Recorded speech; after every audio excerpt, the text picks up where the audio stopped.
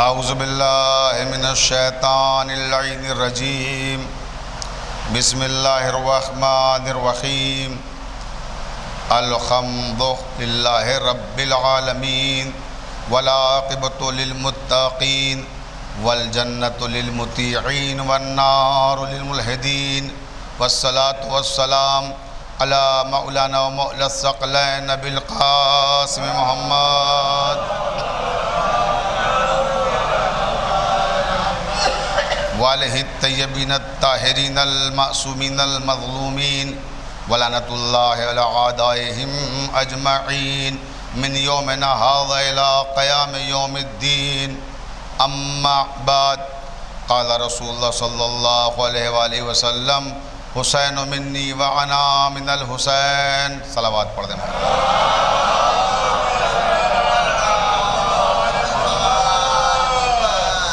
میں اپنے عزیز ترین دوست اور شیخ وقف بورڈ کے چیئرمین جناب علی زیدی صاحب سے گزارش کروں گا کہ وہ آگے تشریف لے آئیں. علی زیدی صاحب آئیے، تشریف لے آئیے، آگے آ جائیے. صلوات پڑھ دیں محمد محمد پر. آئیے.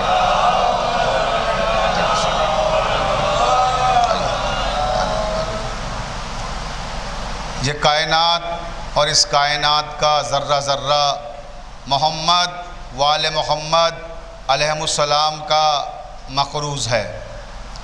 اب اگر آپ کے لوہے ضمیر پر بھی آل محمد علیہ السلام کے احسانات میں سے کسی معمولی سے احسان کا کوئی معمولی سا نقش مرتسم ہے تو اتنی بلند صلوات پڑھیں جتنے آپ کے ذہنوں میں آل محمد بلند ہو سکتے ہیں.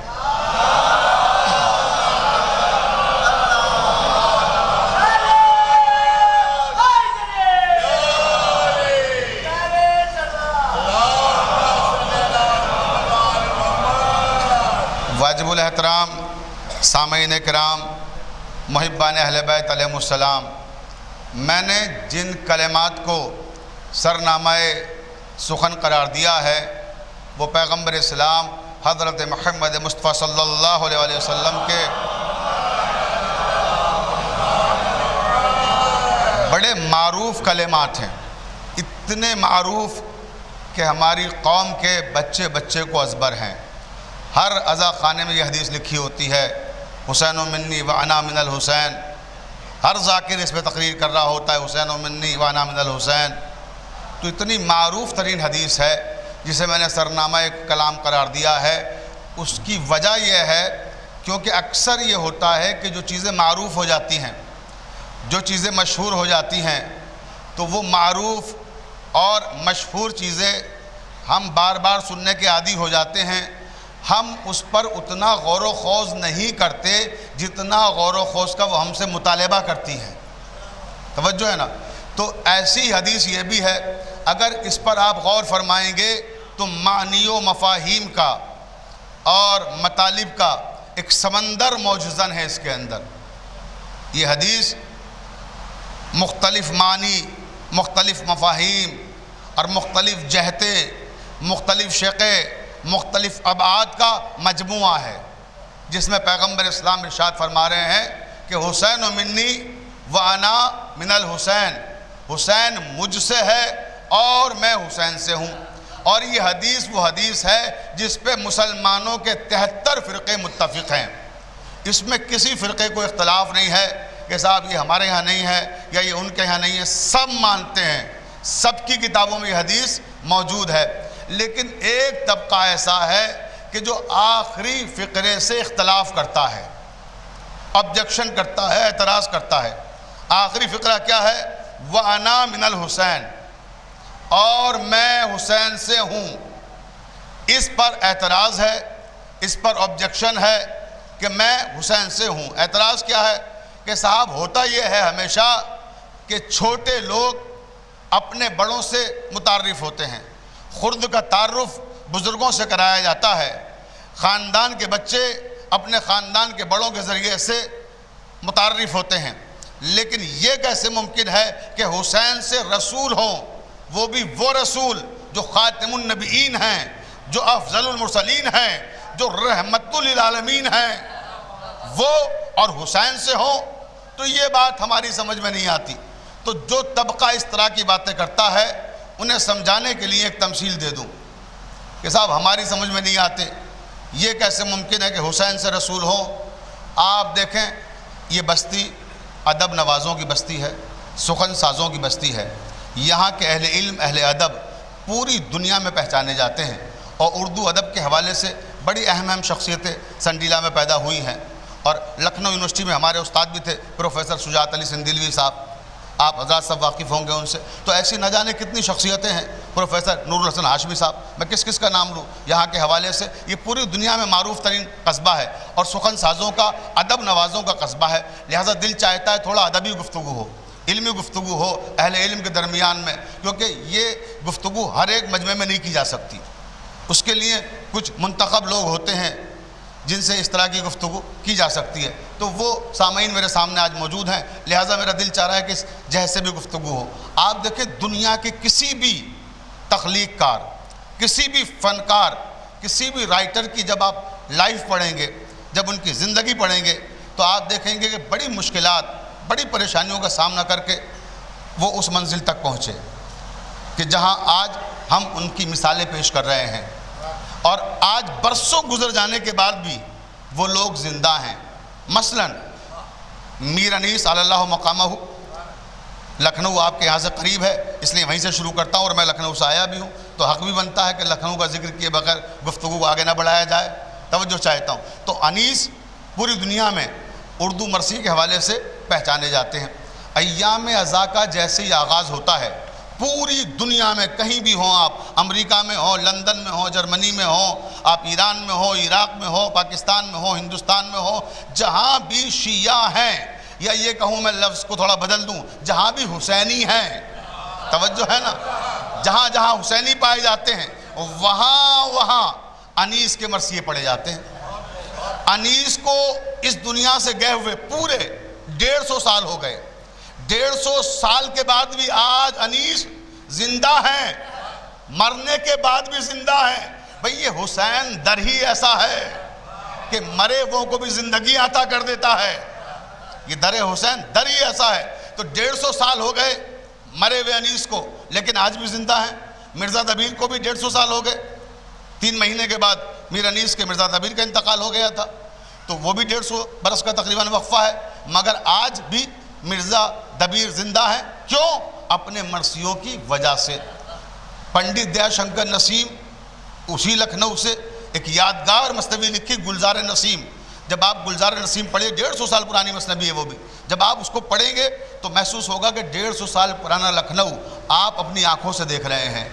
اس زمانے کے ملبوسات، اس زمانے کی غذائیں، اس زمانے کے لکھنؤ کے گلی کوچے، اس زمانے کی تہذیب، اس زمانے کی ثقافت، اس زمانے کا ادب، اس زمانے کا مذہب، پورا سب کچھ آپ کو اس مثنوی میں مجسم ہوتا ہوا نظر آئے گا۔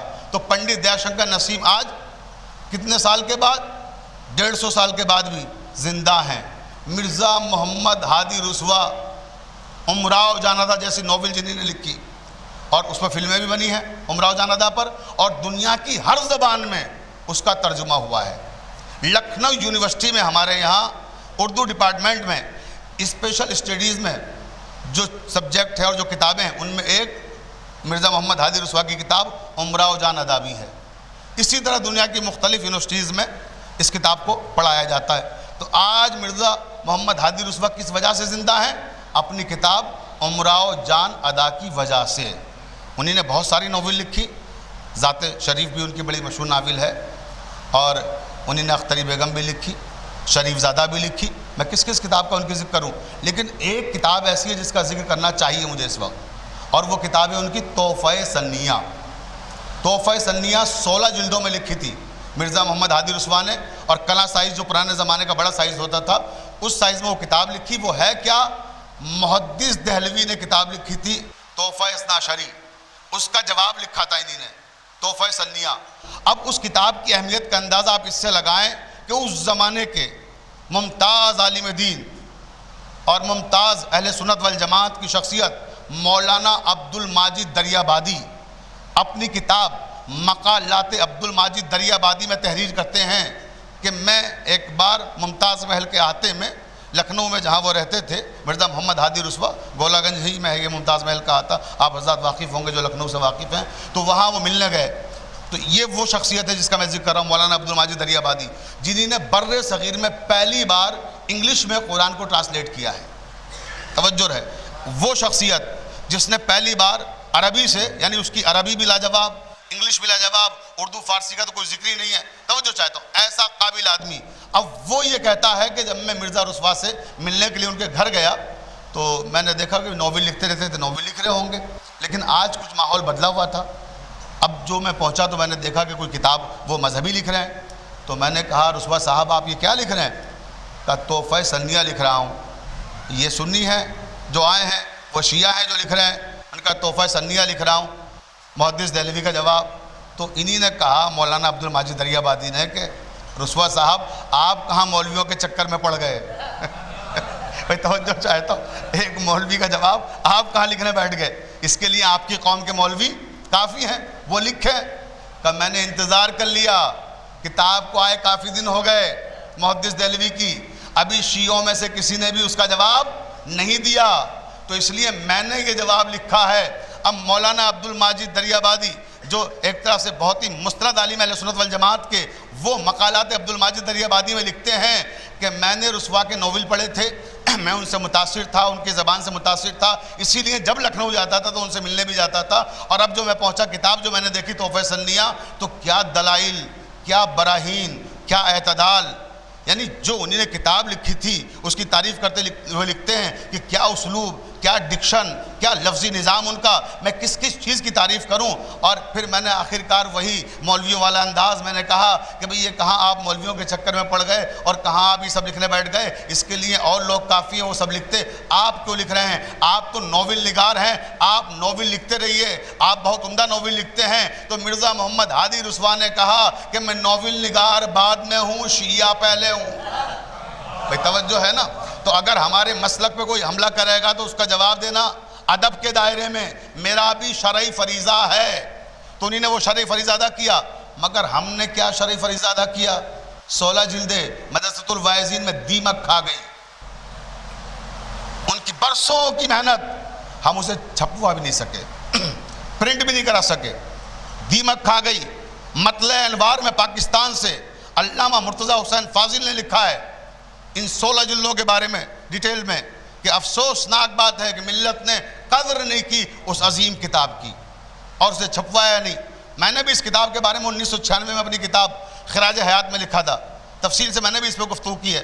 اس زمانے میں میرا مدرسۃ الواعظین مانا جانا تھا، سلطان مدارس کا طالب علمی کا زمانہ تھا، تبھی پتہ لگا کہ وہ دیمک چاٹ گئی۔ جب اس کی جستجو کی گئی اور تلاش کی گئی تو دیمک چاٹ چکی تھی اور اس لائق نہ تھی کہ پھر وہ انہیں چھپوایا جائے۔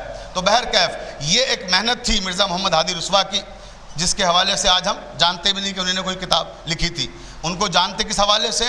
امراؤ جان ادا کے حوالے سے۔ تو عرض یہ کرنا چاہتا ہوں جتنے بھی ادیب ہیں، جتنے بھی شاعر ہیں، جتنے بھی رائٹر ہیں، وہ سب اگر آج زندہ ہیں تو اپنے فن پاروں کی وجہ سے زندہ ہیں۔ مثلاً آپ عربی ادب میں آ جائیے، امراء القیس بازار عکاظ میں جب عربوں میں مقابلہ ہوتا تھا قصیدہ نگاری کا، تو جب امراء القیس کا قصیدہ آ کے ٹنگ جایا کرتا تھا دیوار کعبہ پر، تو پھر کسی کا قصیدہ اس کے سامنے ٹھہرتا نہیں تھا، اتنا بڑا شاعر تھا قصیدے کا۔ تو آج امراء القیس زندہ ہے تو اپنے قصیدوں کی وجہ سے زندہ ہے۔ یا فارسی میں آ جائیے آپ دیکھیں، ایک دو شخصیتیں نہیں، ہزاروں لوگ ہیں، میں کسی سے نام لوں، لیکن مثال کے طور پہ ایک دو نام پیش کر دیتا ہوں۔ مثلا حافظ شیرازی فارسی ادب کا بڑا نام ہے، مگر کس حوالے سے آپ کو حیرت ہوگی، حافظ شیرازی کا جو دیوان کلیات ہے اس سے ایران والے آج بھی ایسے استخارہ دیکھتے ہیں جیسے آپ قرآن سے دیکھتے ہیں۔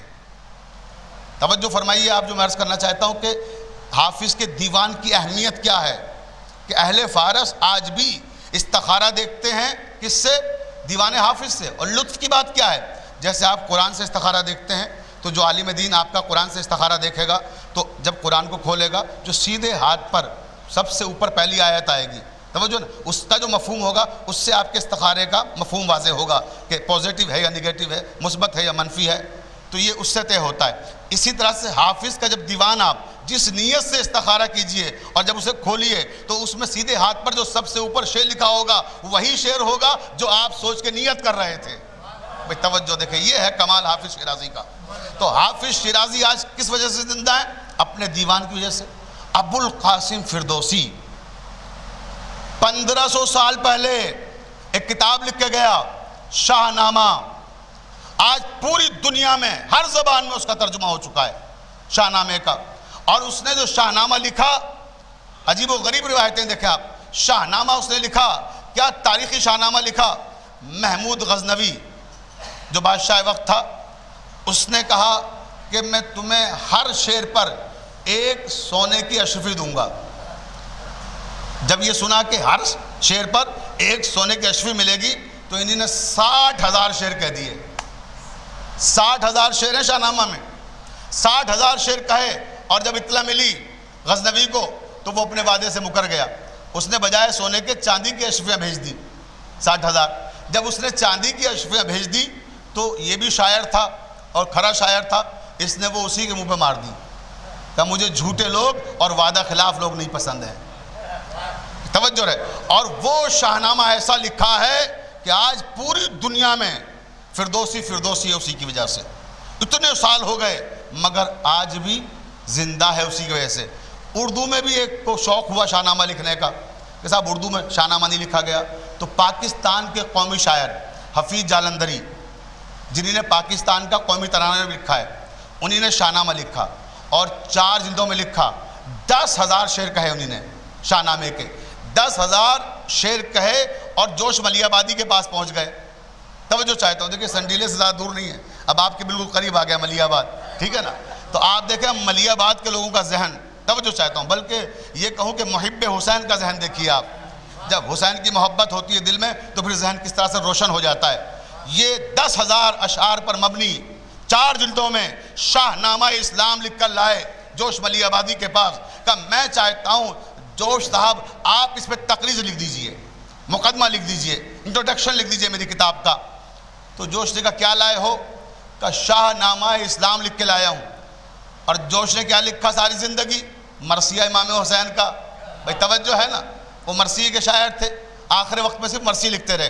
توجہ چاہتا ہوں، تو مرثیے لکھتے رہے۔ تو انہی نے کہا شاہ نامہ اسلام لکھ کے لائے ہو؟ کہا شاہ نامہ اسلام لایا ہوں۔ کہ ٹھیک ہے چھوڑ جاؤ، دیکھوں گا پھر بتاتا ہوں۔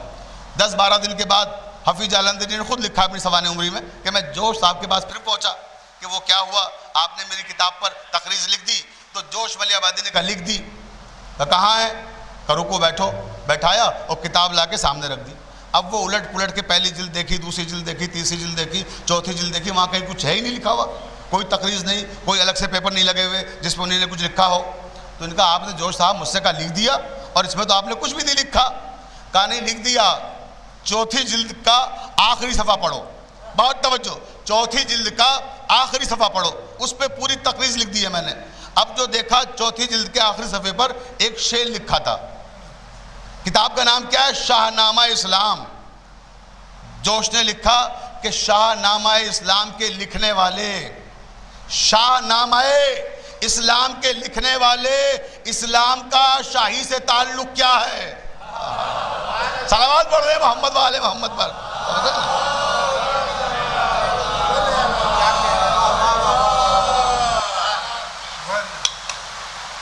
اسلام کا شاہی سے تعلق کیا ہے؟ تو عزیزان محترم بہرکیف آج حفیظ جالندھری اگر زندہ ہیں تو اسی شاہ نامہ اسلام کی وجہ سے زندہ ہیں۔ اسی طرح سے آپ دیکھتے جائیں، ایک پورا سلسلہ ہے، میں کس کس ادب میں جاؤں اور کس کس کی مثالیں دوں۔ آپ ملٹن کو لے لیجئے، ملٹن کا زمانہ 350 سال پرانا زمانہ ہے، آج کا شاعر نہیں ہے ملٹن، 350 سال پرانا ہے۔ 350 سال پہلے اس نے جو نظمیں کہی ہیں اور ان نظموں میں جو عشق کا اظہار کیا ہے، تو وہ کیفیات، وہ جذبات، وہ احساسات، وہ فیلنگز اگر آپ آج پڑھتے ہیں تو لگے گا جیسے وہی چیزیں ہیں جو آج ہم محسوس کرتے ہیں۔ یہ کمال ہے اس کا کہ 350 سال پہلے بھی اس نے وہ زبان، وہ خیالات، وہ افکار، وہ نظریات پیش کیے کہ جو ہم آج بھی محسوس کر رہے ہیں۔ دراصل ایسے لوگوں کو کیا کہتے ہیں؟ اردو میں کہا جاتا ہے نابغہ روزگار، جو 400-500 سال آگے کا سوچ کے چلتے ہیں۔ اسے انگلش میں کہتے ہیں جینیس، کہ یہ جینیس لوگ ہر زمانے میں پیدا نہیں ہوتے، صدیوں میں 1-2 لوگ ہوتے ہیں۔ تو ایسے ہی لوگوں میں ملٹن تھا اور ایسے ہی لوگوں میں شیکسپیئر تھا۔ شیکسپیئر کا زمانہ اور پہلے کا ہے، وہ تو 400 سال سے بھی زیادہ پرانا ہے، لیکن آج شیکسپیئر ایسا لگتا ہے آپ کو جیسے بھی کچھ دن پہلے کا ہو۔ تو کیوں؟ کیونکہ فن پارے ایسے لکھے، ڈرامے، کیا غضب کے ڈرامے لکھے، کیا ڈائلاگ ہیں اس کے، کیا مکالمے ہیں اس کے، میں کس چیز کی تعریف کروں کہ جب آپ اس کے ڈرامے پڑھتے ہیں تو آپ اس کے ڈراموں میں اپنے آپ کو خود کو اتنا مستغرق پاتے ہیں کہ اس کا کردار بن جاتے ہیں۔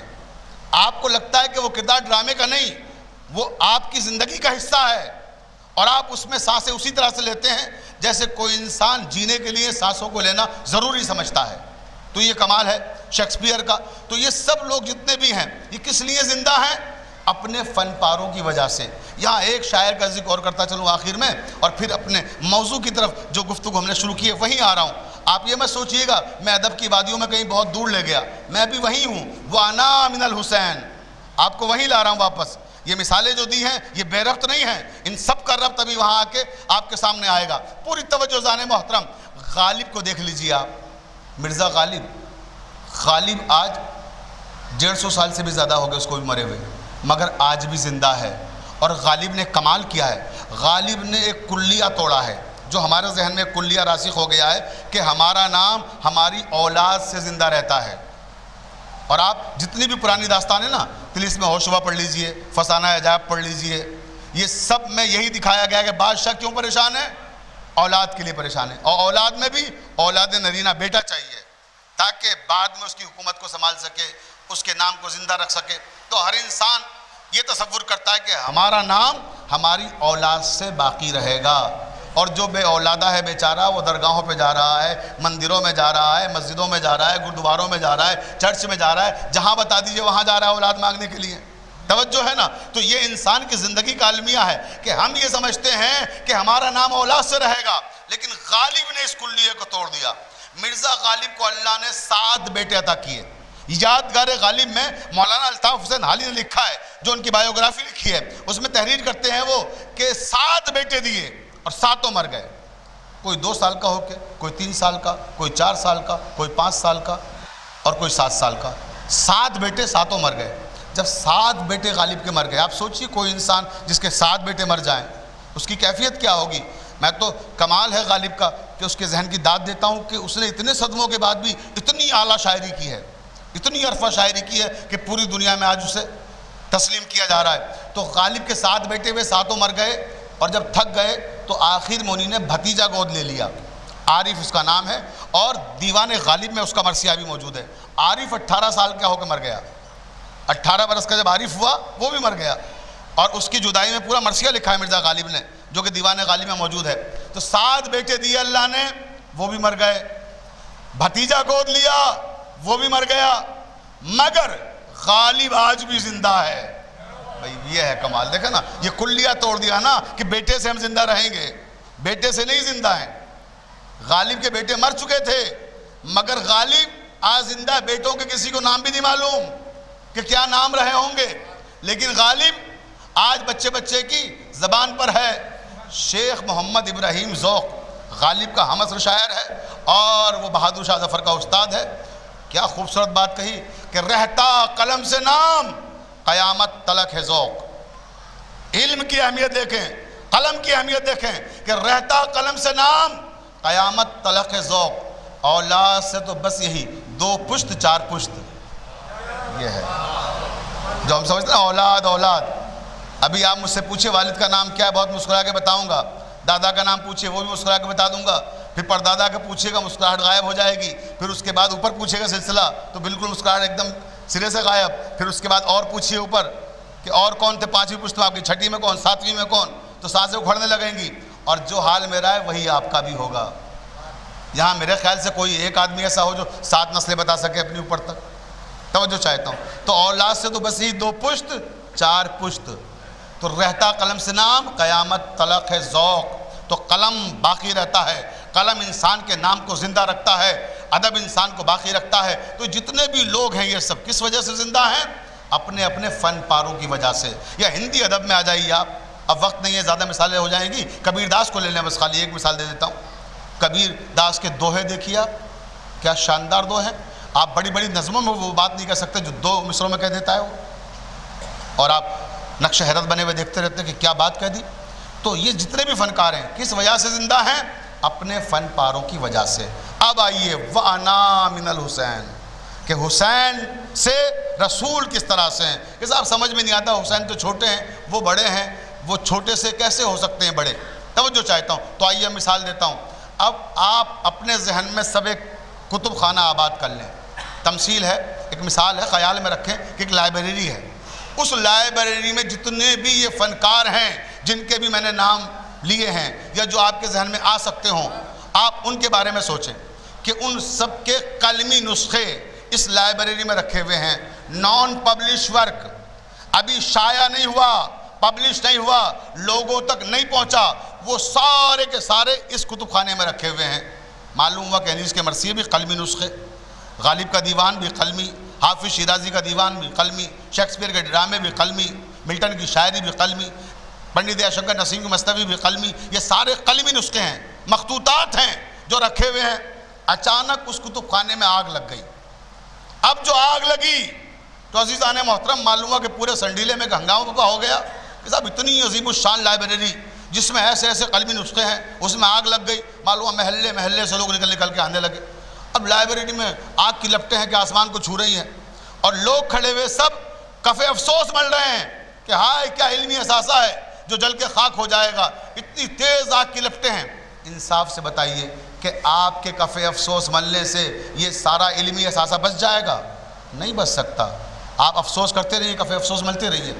اسی مجمع میں سے ایک نوجوان نے اپنی جان کی بازی لگائی اور گھس گیا جلتی ہوئی آگ میں۔ توجہ چاہتا ہوں، لائبریری میں گھس گیا، آگ ابھی دیواروں میں تھی، وہاں تک نہیں پہنچی تھی جہاں کتابیں تھیں، اس نے جلدی جلدی وہ ساری کتابیں اپنے دامن میں سمیٹی اور ان کو دامن میں بھر کر باہر لے آیا۔ توجہ، ان ساری کتابوں کو وہ بچا لایا، پھر اس نے وہ پبلش کرائیں، پھر لوگوں تک پہنچائیں۔ تو انصاف سے بتائیے اگر یہ سارا علمی اثاثہ جل گیا ہوتا تو آج کوئی جانتا انیس کون تھا، آج کوئی جانتا دبیر کون تھا، آپ کوئی جانتا غالب کون تھا، آج کوئی جانتا شیکسپیئر کون تھا، آج کوئی جانتا ملٹن کون تھا، آج جانتا کوئی کبیر داس کون تھا، آج کوئی جانتا پنڈت دیا شنکر نسیم کون تھا۔ تو کس وجہ سے آج لوگ جان رہے ہیں؟ اس وجہ سے کہ کیونکہ اس نوجوان نے ان کے علمی اثاثے کو بچا لیا۔ توجہ فرمائیے، میں کچھ عرض کر رہا ہوں، بچا لیا اور بچا کے سب تک پہنچا دیا۔ تو اب انیس اپنے مرثیوں کی وجہ سے زندہ نہیں ہے، اس نوجوان کی وجہ سے جس نے ان کے مرثیوں کو جلنے سے بچا لیا۔ اب غالب اپنی غزلوں کی وجہ سے زندہ نہیں ہے، اس نوجوان کی وجہ سے جس نے ان کی غزلوں کو جلنے سے بچا لیا۔ اب شیکسپیئر اپنے ڈرامے کی وجہ سے زندہ نہیں ہے، اس نوجوان کی وجہ سے جس نے ان کے ڈرامے کو جلنے سے بچا لیا۔ اب ملٹن اپنی شاعری کی وجہ سے زندہ نہیں ہے، اس نوجوان کی وجہ سے جس نے ان کی شاعری کو جلنے سے بچا لیا۔ اب مرزا محمد ہادی رسوا امراؤ جان ادا کی وجہ سے زندہ نہیں ہے، اس نوجوان کی وجہ سے زندہ ہیں جس نے ان کے ناول کو جلنے سے بچا لیا۔ عزیزان محترم، یہی مسئلہ تھا۔ 10ویں محرم کی تاریخ تھی، سن 61 ہجری، کربلا کا میدان، اور اس میدان میں اسلامی اثاثہ جس کتب خانے میں تھا اسے یزیدیت کی آگ نے اپنے حصار میں لے لیا تھا، اور عنقریب تھا کہ یزیدیت کی آگ اس سارے علمی اثاثے کو جلا کر خاک کر دے۔ اس میں آدم کا علم بھی تھا، اس میں نوح کا تقوی بھی تھا، اس میں عیسیٰ کا زہد بھی تھا، اس میں موسیٰ کی اہبت بھی تھی، اس میں مصطفیٰ کا جلال بھی تھا، اس میں مرتضیٰ کا جمال بھی تھا، اس میں یوسف کا حسن بھی تھا، اس میں ایوب کا صبر بھی تھا۔ توجہ ہے نا، سارے پیغمبروں کی محنتیں، 1,24,000 پیغمبروں کی محنتیں اور مرتضیٰ سے لے کے حسن مجتبیٰ تک کی محنتیں اس کتب خانہ اسلامی میں تھیں جسے یزیدیت کی آگ نے اپنے حصار میں لے لیا تھا۔ حسین ابن علی نے اپنی جان کی بازی لگا کر اپنے 72 ساتھیوں کے لہو سے اس آگ کو گلزار بنا دیا، اس آگ کو بجھا دیا۔ اب عزیزان محترم، صرف حسین سے مصطفیٰ ہی نہیں ہے، اب آدم بھی حسین سے ہیں، نوح بھی حسین سے ہیں، عیسیٰ بھی حسین سے ہیں، موسیٰ بھی حسین سے ہیں، 1,24,000 نبوتیں میرے حسین سے ہیں۔ صلوات پڑھ دیں محمد و آل محمد پر۔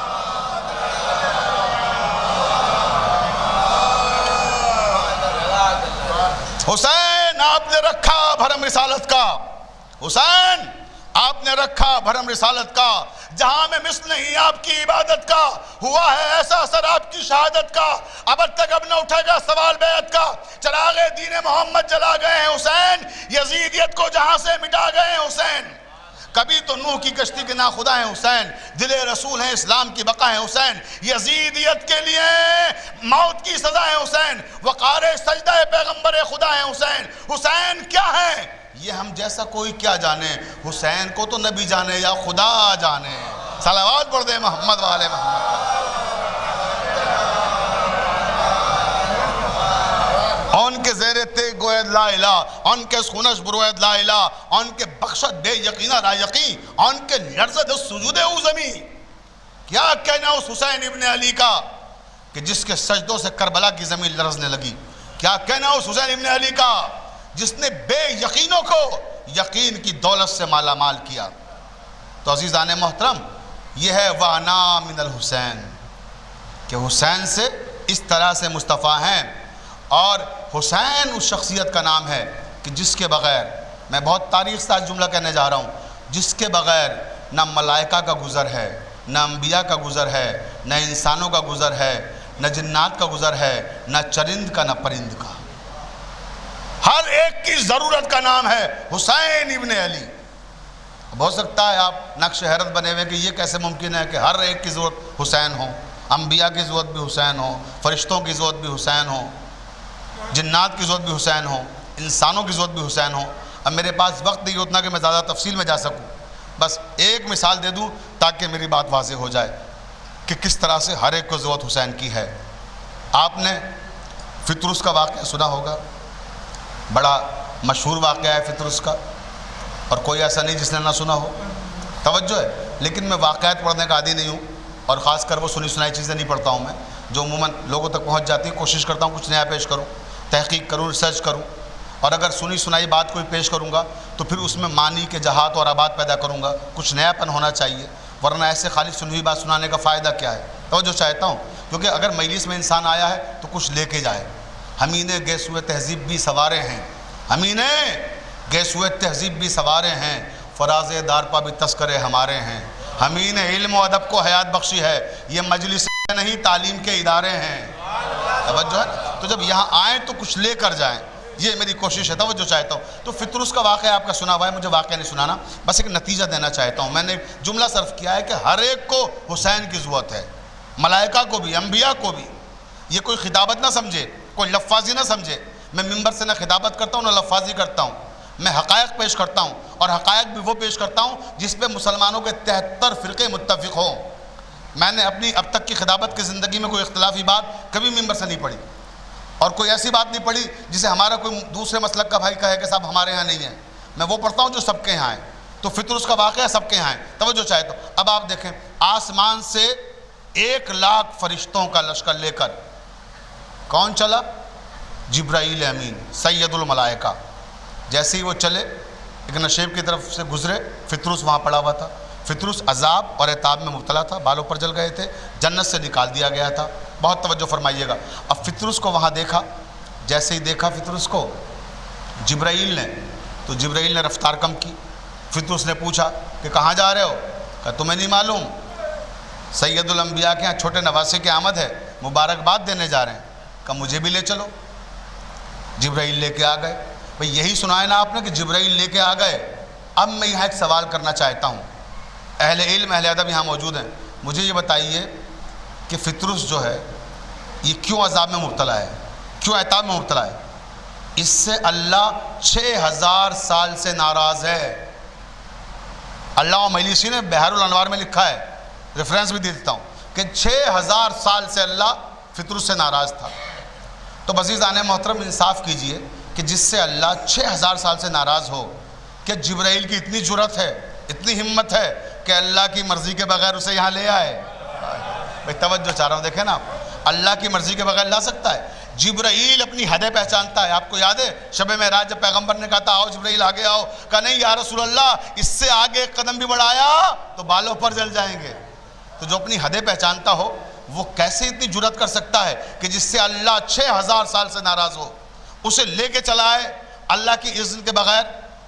ایسا نہیں ہے۔ اور دوسری بات یہ ہے کہ کیا پہلی بار آ رہا تھا جبرائیل یہاں اس دروازے پہ صبح و شام کا آنا ہے؟ تو کبھی نہ فطرس نے پوچھا نہ کبھی انہیں نے بتایا بھئی وجہ کیا ہے، کیونکہ وہ ادھر سے گزرے ہی نہیں کبھی آج تک۔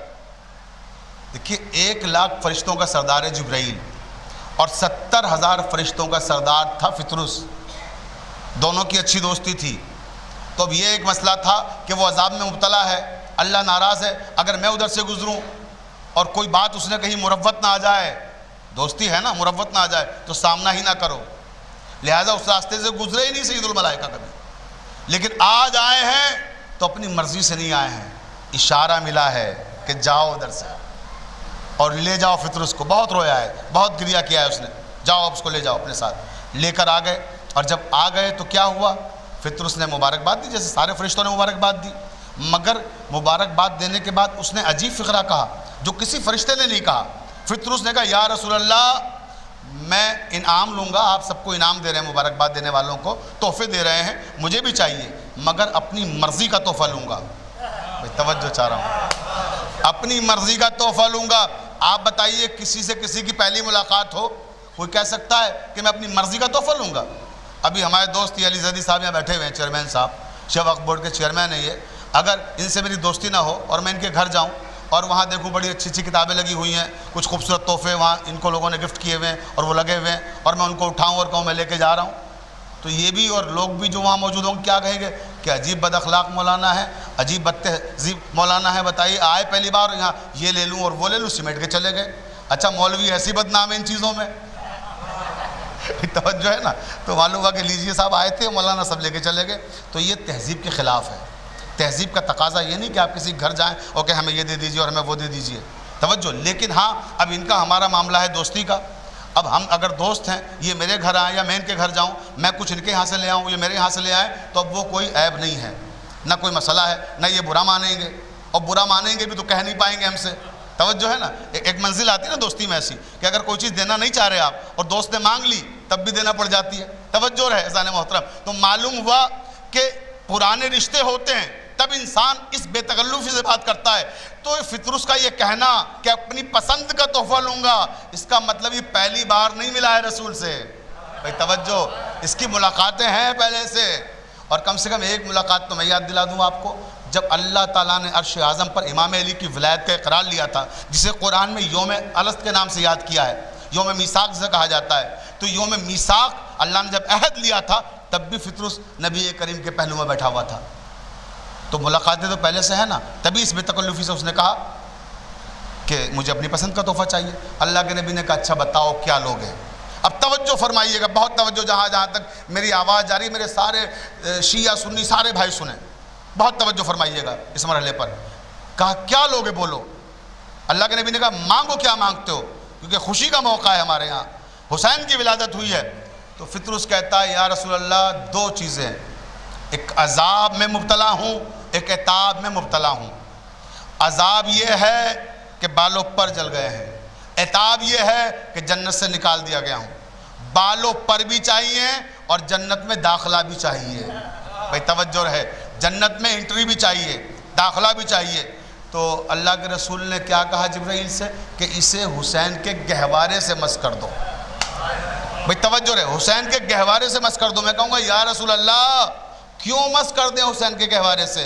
قرآن کہہ رہا ہے وَمَا أَرْسَلْنَاكَ إِلَّا رَحْمَةً لِلْعَالَمِينَ، آپ ساری کائنات کے لیے رحمت بن کے آئے ہیں، تو حسین کے گہوارے سے کیوں مس کر دیں؟ آپ دست رحمت پھیر دیجئے نا، شفا بھی مل جائے گی، جنت میں داخلہ بھی ہو جائے گا۔ کہا نہیں، خبردار، آج اللہ کچھ اور چاہتا ہے، وہاں جاؤ حسین کے گہوارے سے مس کرو۔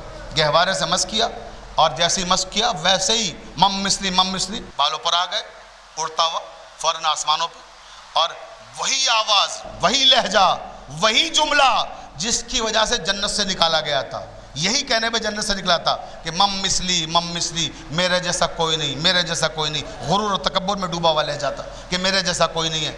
آج پھر اسی انداز میں جا رہا ہے۔ ارے فطرس ابھی تو جنت میں داخلہ بھی نہیں ہوا ہے، ابھی جنت میں داخلہ بھی نہیں ہوا، لہجہ بدل گیا تمہارا۔ ابھی پہنچ تو جاؤ وہاں، ابھی تو پہنچے ہی نہیں ہو. کہا ارے تمہیں نہیں معلوم سردار جنت نے بھیجا ہے. صلوات پڑھ دے محمد والے محمد. اور ان کی شان یہ ہے کہ جسے دے دیتے ہیں، جو عطا کر دیتے ہیں، واپس نہیں لیتے. آسمان پہ پہنچ گیا، جنت میں داخلہ ہو گیا. اب میں یہاں پھر ایک سوال کرنا چاہتا ہوں. میں نے عرض کیا نا، واقعات کو واقعات کی طرح سے میں نے کبھی پڑھا ہی نہیں ہے. انالیسس کیجئے، تجزیہ کیجئے، بین السطور جو مفہوم چھپا ہوا ہے اس تک پہنچیے. اب اس میں مفہوم کیا ہے، معنی کیا ہے؟ فطرس کا واقعہ کوئی قصہ کہانی نہیں ہے. اس کے اندر اللہ نے ایک میسج دیا ہے، بہت اہم میسج. اس میسج تک آپ کو پہنچانا ہے. وہ میسج کیا ہے؟ توجہ فرمائیے گا. یہ تو چلا گیا آسمانوں پہ اڑتا ہوا. اب عزیزان محترم، میں عرض کروں آپ کی خدمت میں کہ فطرس ہے کون، تاکہ ہمارے نوجوان جانیں کہ فطرس کوئی عام فرشتہ نہیں تھا. اور بزرگوں سے معذرت چاہتا ہوں، بزرگوں سے تو میں نے خود سیکھا ہے، آپ کا آموختہ ہے، آپ کا سکھایا ہوا آپ کو سنا رہا ہوں، لیکن اپنے نوجوان بھائیوں کے لیے عرض کر رہا ہوں. بہت توجہ فرمائیے گا، نوجوانوں کی خصوصی توجہ چاہتا ہوں کہ فطرس کو شفا مل گئی، چلا گیا. اب یہ فطرس ہے کون؟ آپ نے قرآن مجید میں ایک سورہ ہو تو میں بتاؤں، کئی سوروں میں جگہ جگہ حضرت نوح کا ذکر کیا گیا ہے. اللہ نے نوح پیغمبر کا ذکر کیا، مختلف سوروں میں کیا. نوح پیغمبر کون ہیں؟ جنہیں اللہ نے 2500 سال کی زندگی دی اور 900 سال تک جو تبلیغ دین کرتے رہے، اور جن کی وفات کے بعد 35,000 سال تک جن کا دین نافذ رہا.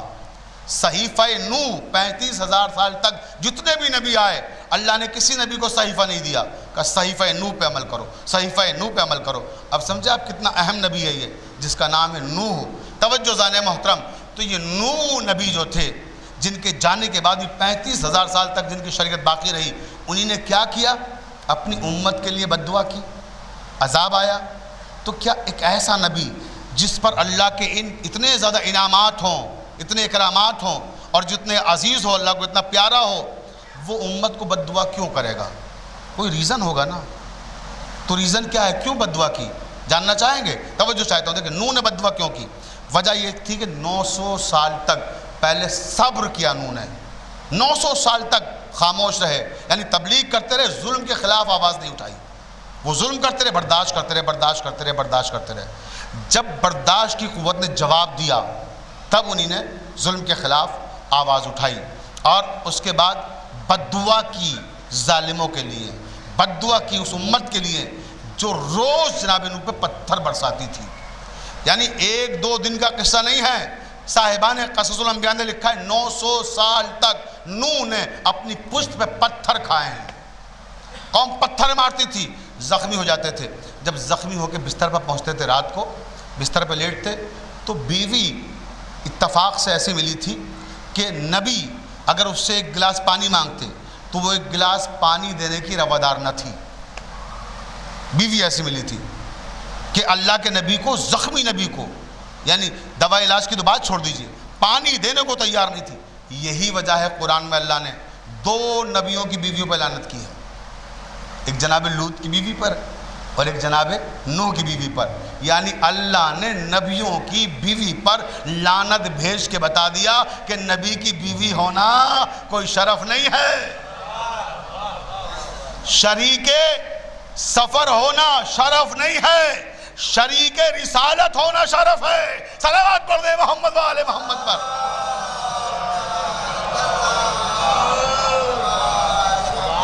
اگر کردار خراب ہے تو نبی کی بیوی بھی ہو تو بخشی نہیں جائے گی.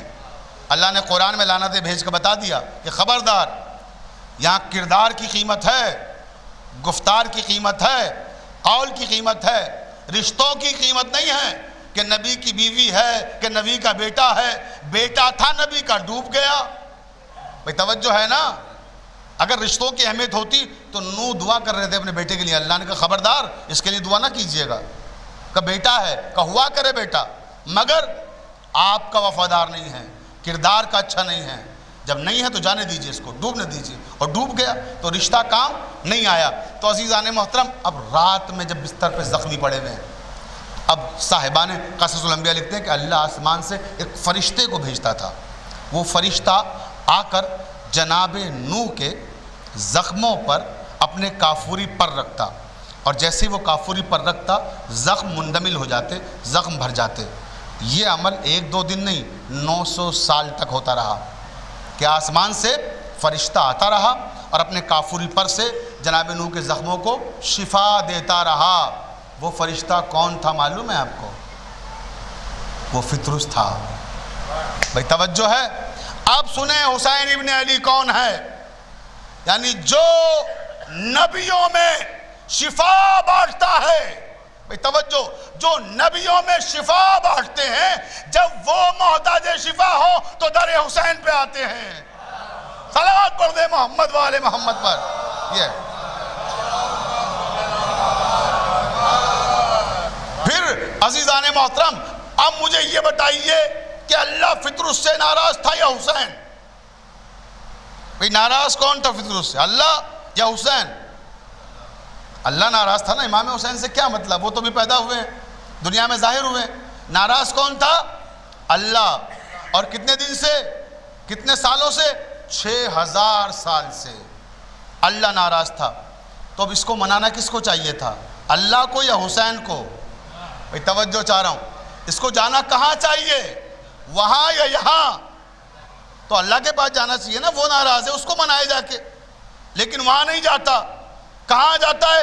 در حسین پر۔ کیوں؟ اب میں نے عرض کیا نا، ہر واقعے میں ایک میسج ہوتا ہے۔ واقعہ نہیں ہے کوئی بھی، واقعے کو واقعے کی طرح مت سنیے، اینالیسس کیجئے، تجزیہ کیجئے، اس میں چھپے ہوئے معنی تک پہنچیے۔ اب فطرس کا واقعہ ہزاروں بار آپ نے سنا ہوگا، اب نتیجہ سنیے، میسج کیا ہے؟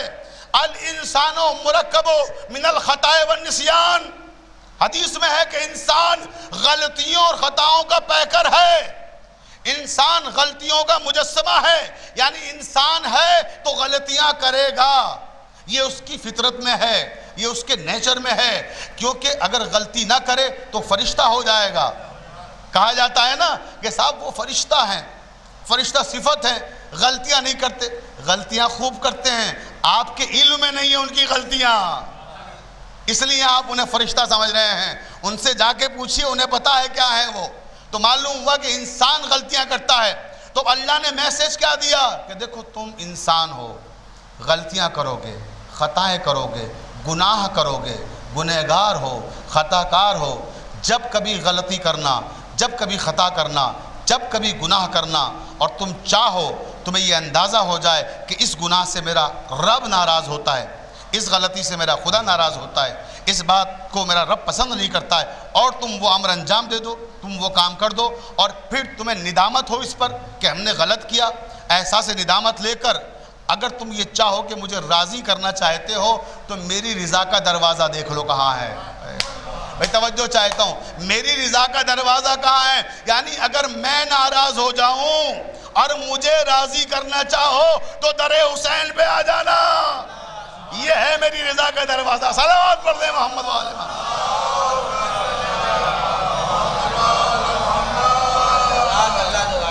تو یہ میری رضا کا دروازہ ہے۔ عزیزان محترم، کیونکہ مجلس دیر سے شروع ہوئی اور زیادہ وقت نہیں لینا ہے، نماز کا وقت بھی قریب آ رہا ہے، بس ختم کر رہا ہوں آخری بات کہ جبرائیل سید الملائکہ جب لے کر آئے تھے تو اس کی رضا سے لے کر آئے تھے، اپنی مرضی سے نہیں آئے تھے، اور فطرس بھی اسی اسٹیٹس کا فرشتہ ہے، یہ کوئی چھوٹا موٹا فرشتہ نہیں ہے، بھئی کروڑوں فرشتے ہیں، ان میں سب میں کچھ ایسے ہیں جن کے درجے بہت بلند ہیں، تو ان بلند درجے والوں میں سے ایک فطرس بھی ہے، اور اس کے بارے میں علماء نے لکھا ہے کہ یہ آسمان پر 70,000، ایک روایت میں 75,000 فرشتوں کا سردار تھا۔ توجہ چاہتا ہوں، اب یہ 70,000 فرشتوں کا سردار آج کہاں ہے؟ پتہ ہے آپ کو اس وقت کہاں ہے فطرس؟ میں آپ کو بتاتا ہوں کہاں ہے، توجہ چاہتا ہوں، اس وقت فطرس کہاں ہے؟ علماء نے لکھا ہے، علامہ مجلسی نے لکھا اور دیگر علماء نے ہمارے معتبر لکھا کہ جب سے واقعہ کربلا پیش آیا ہے تب سے اور آج تک فطرس 70,000 فرشتوں کے ساتھ امام حسین کی زری کا طواف کر رہا ہے۔ اللہ اکبر، یہ ہے عظمت حسین ابن علی کہ 70,000 فرشتوں کو لیے ہوئے صرف اس کا کام یہی ہے کہ وہ زری کا طواف کرتا رہتا ہے۔ اور ایک روایت میں ہے کہ اللہ کے نبی نے پوچھا، کیا پوچھا کہ یہ بتاؤ فطرس، تمہیں حسین نے نجات دی عذاب سے اور عتاب سے، تو تم حسین کے چاہنے والوں کو کیا دو گے؟ یہ دیکھیں، میں نے کہا نا واقعے کو واقعے کی طرف سے نہیں پڑھتا، پوری گہرائی تک اترنا ہے، ہر رخ کو، ہر جہت کو دیکھنا ہے اس کی۔ اب آپ دیکھیں، اللہ کے رسول نے سوال کر لیا فطرس سے کہ تمہیں نجات دی حسین نے، تمہیں عذاب اور عتاب سے بچایا حسین نے، اب یہ بتاؤ کہ تم حسین کے چاہنے والوں کو کیا دو گے اس کے عوض؟ تم حسین کے چاہنے والوں کے ساتھ کیا سلوک کرو گے؟ تمہارا حسن سلوک کیا ہوگا؟ تو اب سنیں آپ فطرس کا جواب اور اپنی قسمت میں ناز کیجئے گا۔ فطرس نے کہا اللہ کے رسول میں وعدہ کر رہا ہوں، 3 شعبان کو وعدہ کر رہا ہے امام حسین کی پیدائش کے وقت، کہ میں وعدہ کر رہا ہوں آپ سے کہ واقعہ کربلا کے بعد حسین کا چاہنے والا دنیا کے کسی بھی خطے میں ہو، لندن میں ہو، امریکہ میں ہو، جرمنی میں ہو، ایران میں ہو، عراق میں ہو، ہندوستان میں ہو، یعنی دنیا میں کہیں بھی ہو، حسین کا چاہنے والا جب یہ کہے گا السلام علیکہ یا ابا عبداللہ، تو میں اللہ کے رسول وعدہ کرتا ہوں کہ حسین کے چاہنے والے کے اس سلام کو اپنے پروں پر لے کر حسین کی خدمت میں پہنچاؤں گا۔ اللہ اکبر، یہ ہے آپ کا مرتبہ اور آپ کی شان۔ اور ایسے ہی ایک حسین ابن علی کے چاہنے والے کی یہ مجلس چہلم ہے، نام بھی کیا تھا؟ انتصار حسین۔ بھئی میں نے اسی لیے امام حسین کا ذکر کیا کیونکہ جس کے وہ غلام تھے ان کے آقا کا ذکر ہو، جس کی غلامی پر زندگی بھر ناز کیا اس آقا کا ذکر ہو، اس لیے میں نے اتنی دیر تک آپ کے سامنے امام حسین کا ذکر کیا۔ نام تھا انتصار حسین۔ انتصار کسے کہتے ہیں؟ عربی میں انتصار کا مطلب ہوتا ہے فتح یاب ہونا، کامیاب ہونا۔ تو یہ انتصار حسین جو تھے مرحوم، اللہ ان کے درجات کو بلند فرمائے، یہ انتصار یعنی اسم بمسمہ تھے۔ کہتے ہیں نا جیسا نام ویسا کام، اسم بمسمہ، یعنی انتصار کا مطلب کامیاب ہے، تو ان کی زندگی بھی کامیاب رہی اور انہیں جو زندگی گزاری جیسا کہ ان کے فرزندان نے ہمیں بتایا اور ہماری گفتگو ہوئی، اکبر بھائی نے، سیف بھائی نے ہمارے، جو ان کے بچوں نے بتایا، اور جو ہمارے دیگر احباب میں، کیونکہ ہردوئی سے میرا گہرا تعلق رہا ہے، میری پہلی پوسٹنگ ہردوئی میں ہی تھی علی بھائی، سب سے پہلے جب میں آیا تھا پوسٹڈ ہوا تو ہردوئی میں ہوا تھا گورنمنٹ کالج میں، اس کے بعد پھر لکھنؤ چلا گیا 2 سال، میں یہاں 2005 اور 2006 میں رہا ہوں ہردوئی میں، تو کافی لوگوں سے مراسی میں اس زمانے کے اور لوگ رابطے میں رہتے ہیں۔ ایک آدمی انتصار صاحب کی تعریف کر رہا تھا، جب میں نے ان کو بتایا کہ میں آ رہا ہوں سنڈیلہ مجلس پڑھنے کے لیے، کہہ رہے ڈاکٹر پرویز صاحب، یہاں ڈاکٹر پرویز کے نام سے وہ مشہور تھے، ان کا آپ ان کی مجلس پڑھنے آ رہے ہیں، وہ تو بڑے نیک انسان تھے اور بڑے ہمدرد قوم تھے اور لوگوں کی بڑی مدد کرتے تھے، ملت پرست۔ ان کا یہ نہیں تھا کہ شیعہ ہے، سنی ہے، ہندو ہے، کس کی مدد کرنا، انسانیت کے پرستار تھے، کہ وہ انسان کی مدد کرتے تھے، مذہب اور مسلک نہیں دیکھتے تھے۔ تو یہ طریقہ کار کس کا ہے؟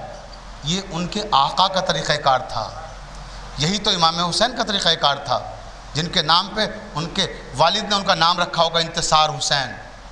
امام حسین نے کیا ہے؟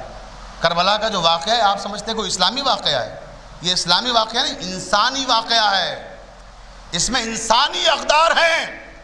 اب کبھی موقع ملے گا تو میں عرض کروں گا انسانی اقدار کس طرح سے ہیں، یہ صرف ایک اسلامی واقعہ نہیں ہے، اس کے اندر انسانی اقدار ہیں، اور تمام مذاہب اور مسالک کے افراد اس واقعے سے منسلک ہیں، شہید ہوئے ہیں مختلف مذاہب کے لوگ جن کا ذکر کم ہوتا ہے۔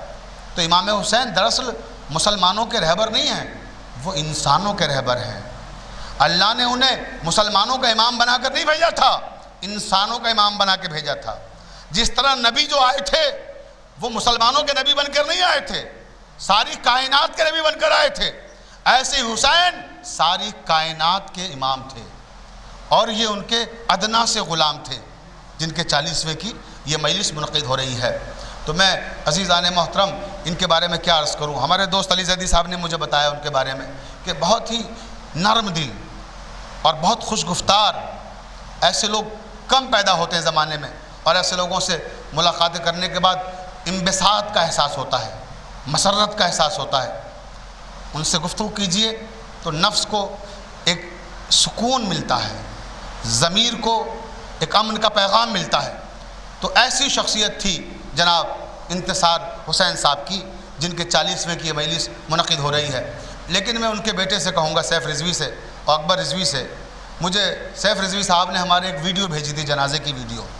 اس میں نے دیکھا کہ پورے قصبے کے لوگ نہیں بلکہ لکھنؤ اور کہاں سے لوگ جنازے میں شرکت کرنے آئے تھے۔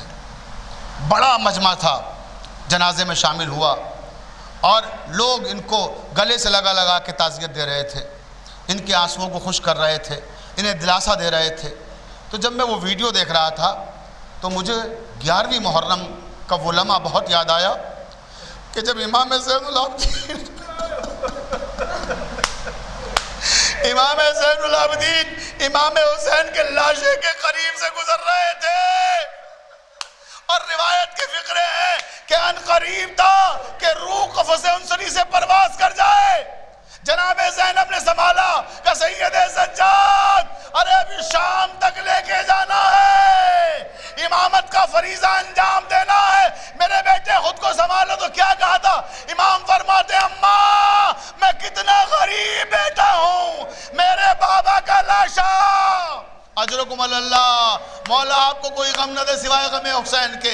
حق گریہ ادا کر رہے عزادارو، ایام عزا کا اختتام ہونے والا ہے، رونے میں کوئی تکلف نہ کیجئے گا۔ روایت کے فقرے ہیں کہ امام تڑپ رہے تھے کہ میں کتنا مجبور بیٹا ہوں، میرے باپ کا لاشا میری نگاہوں کے سامنے ہے، میں دفن نہیں کر سکتا۔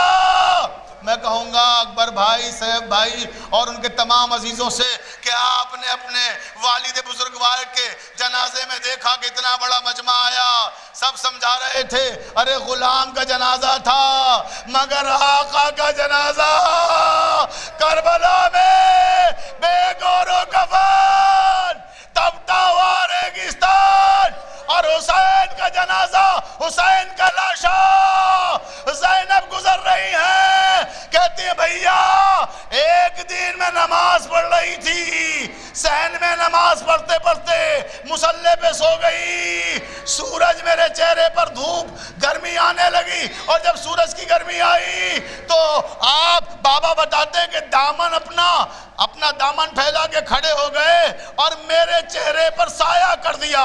عزادارو سنو گے، جناب زینب کہتی بھیا سے رخصت ہوتے ہوئے یہ واقعہ یاد دلا رہی کہ بابا بتاتے تھے کہ میں سو رہی تھی مصلی پر اور آپ نے اپنا دامن اٹھایا، اور جب تک میں سوتی رہی میں جاگی نہیں، تب تک دامن سے سایہ کیے رہے، ہائے حسین، ارے بھیا میں سو رہی تھی تو آپ نے اپنے دامن کا سایہ کر دیا تھا، لیکن آج زینب آپ کو کربلا کے میدان میں جلتی ہوئی دھوپ میں، جلتی ہوئی ریت پر آپ کے لاشے کو دیکھ رہی ہے، مگر اتنی مجبور ہے کہ چادر کا سایہ بھی نہیں کر سکتی۔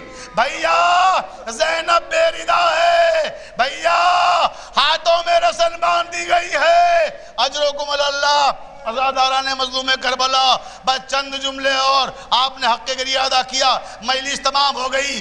روایت کے فقرے ہیں کہ یہ قافلہ کوفے کے بازار میں پہنچا، اور جب کوفے کے بازار میں پہنچا مسجد کوفہ کے قریب، وہاں قافلے کو ٹھہرایا گیا، قافلے کے لوگ سب کھڑے ہوئے ہیں، مسجد سے نمازی نماز پڑھ کے نکل رہے ہیں۔